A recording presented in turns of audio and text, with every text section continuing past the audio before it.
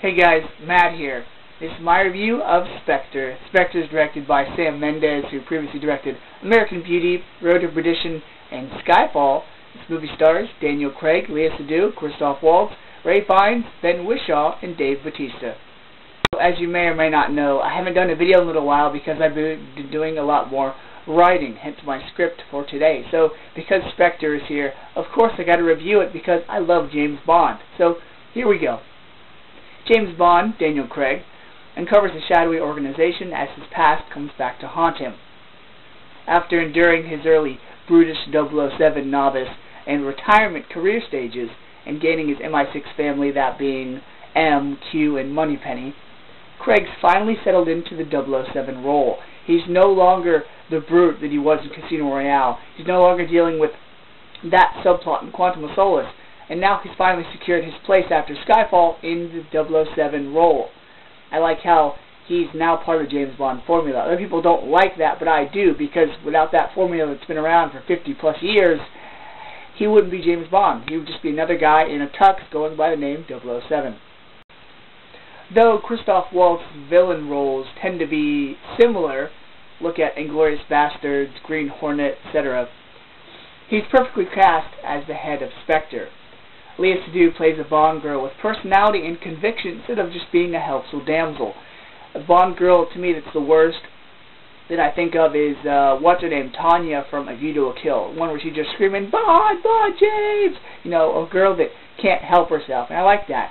I like how the pattern now seems to be a Bond girl is no longer just a woman that he saves, but rather someone that he sleeps with, but also is a partner in crime. I like that. They kind of figure out what's going wrong around them, because they always seem to have some involvement with the villain, whether it's unbeknownst to them or the villain did them wrong somehow. I like how they always team up with Bond and try to thwart the villain.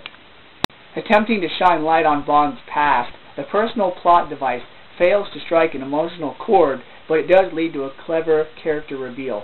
That was my biggest problem with this movie, was it felt like they were trying to do two things simultaneously. Reveal the awesome secret organization known as Spectre, but they were also trying to feed in this plot device that dealt with Bond's past.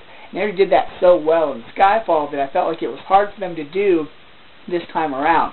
Also, there's a scene, let me just call it the do you expect me to talk? No, I expect you to die type torture scene with the drills. There's two reveals in that scene, but the way they're delivered is just so quick that they don't resonate.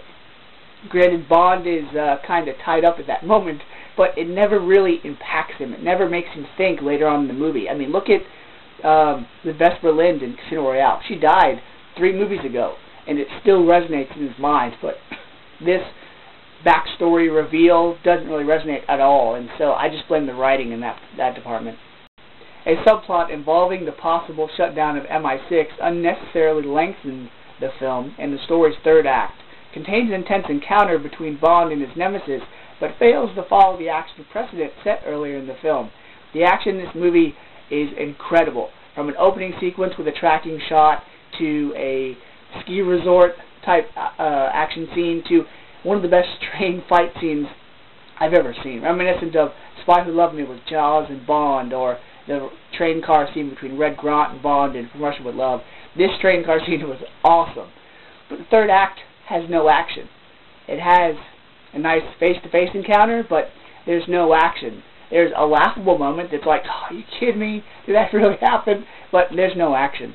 And the movie is made way too long with the Mission Impossible Rogue Nation type subplot where MI6 might be shut down because they're trying to be absorbed into this global security network. It's a little silly, and it wastes a lot of the movie. Skyfall set the bar so high for Mendes that it's difficult to replicate strong storytelling. Like I said, the emotional impact wasn't there this time around. The story includes references from both Craig's tenure and classic Bond films, mixing the old with the new. For example, Spectre being a name rather than an acronym.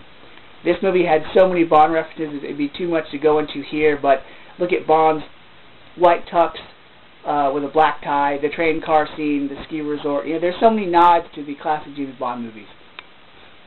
The characters are rich. The introduction, including a 3-minute tracking one-shot, was great, is spectacular, and the action scenes are incredible. From another memorable opening sequence to Bond making off with the girl, Craig makes his possible exit from the franchise in stylish James Bond fashion. That's why I'm going to give Spectre an A-. There were some emotional and character things in the movie that I felt could have been done better, but overall, as a James Bond fan and as an action fan, the cinematography was great, the acting was really good, and this is a good James Bond story. So until next time, guys, see ya.